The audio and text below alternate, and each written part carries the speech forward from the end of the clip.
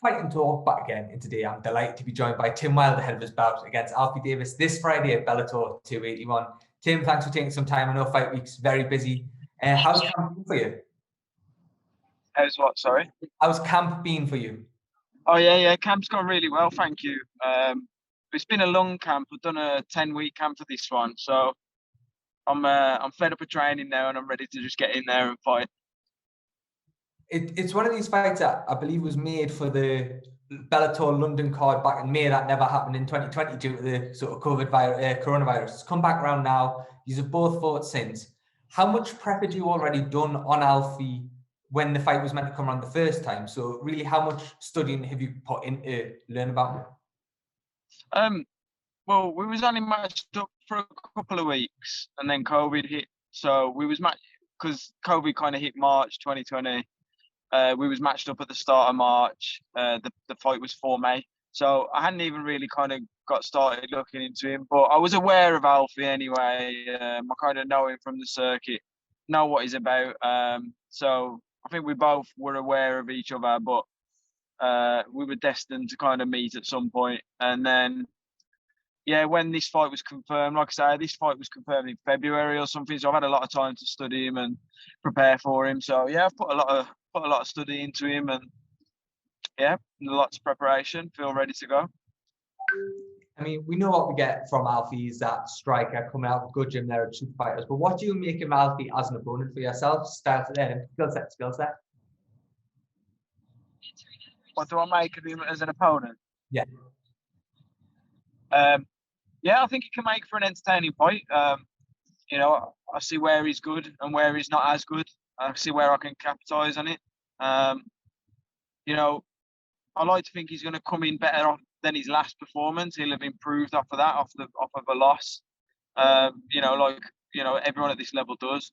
I think it'll be an entertaining fight. You know, the fans definitely going to win in this one, but I feel confident that 10 fights out of 10 fights, I get my hand raised every time. So.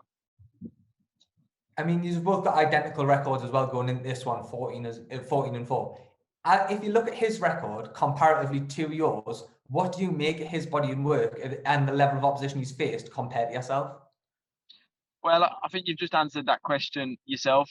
You know, he's had a lot of fights that, I mean, a fight's a fight and it's always dangerous, but I think some of his fights, I don't think he's fought the caliber of guys that I've fought. And I think that's gonna show in the fight when he gets, you know, when we have to dig deep. That kind of experience that I've had more than him against tougher guys will show, and he'll wilt under the pressure, and I'll thrive. So yeah, we both got the same record. We both had 18 fights, but like you answered it with the question. When you look at who I fought and who he's fought, it's completely different. I mean, you've made London somewhat of a stomping ground for yourself as well. 2 fights on Bellator there, 2 wins. Of course, it is, I guess, his back garden. I know you mentioned pressure there as well. Do you think that adds pressure on him fighting in London? And how is it for you going in, I guess, as like the bad guy, if you like, the opponent? Yeah, I honestly think I'll get some cheers. Friday night, you know, I've fought twice in London, put on 2 really entertaining fights. And, you know, the UK MMA scene, they know me, they know I'm coming to fight, they know I bring exciting fireworks, a good explosive style. And, you know, I don't feel any added pressure being in London because he's from London. Charlie Leary was from London. You know, I didn't really get booed for that fight as well. I didn't feel the pressure with that fight, and I performed. I mean, I didn't have the greatest performance against Leary, but managed to get the win. I know this time around I'm twice the fighter that I was 2 years ago. So, yeah, I'm just excited for it. I don't really feel that much pressure, you know. Just I've trained for him so hard and for so long now. It's like I'm just ready to get in and do it now, you know. I know you mentioned at the start and then just again there about this being a long camp. And I know when you spoke to, I think it was the Express and Star, you touched on the sacrifices you had to make during the camp, like namely sort of not being able to see your son as much as you would have liked to through the camp. How hard is it to deal with and sort of juggle training full time and like spending time with your son? And how much added motivation does that give you, knowing that a big win, you can go home then and spend as much time as you like with your son for them few weeks? I mean, I am fully super motivated anyway.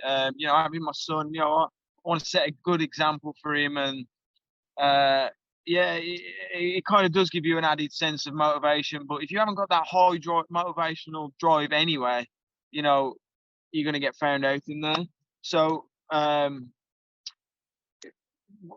mate, it's all right. We got to our destination. It's just thrown me off. But no, I do struggle sacrificing the time with my son because it's hard, you know. Like, I don't like to be apart from him for long times. He doesn't understand. He's only 5. But as he grows up and he'll understand why I did it, and I'll explain it to him. And yeah, so it's good. It's good. Finally then, Tim, if you're at your destination, just one last quick one. What can fans expect from a Tim Wilde performance on Friday night? Sorry, say that again, mate. What can the fight fans expect on Friday night from a Tim Wilde performance? Fireworks, like every time, excitement. You know, don't blink. Hopefully this fight stays on its feet the whole time, and the fans are going to win in this fight for sure. Perfect, Tim. Thank you very much for your time. Thank you very much too. Cheers.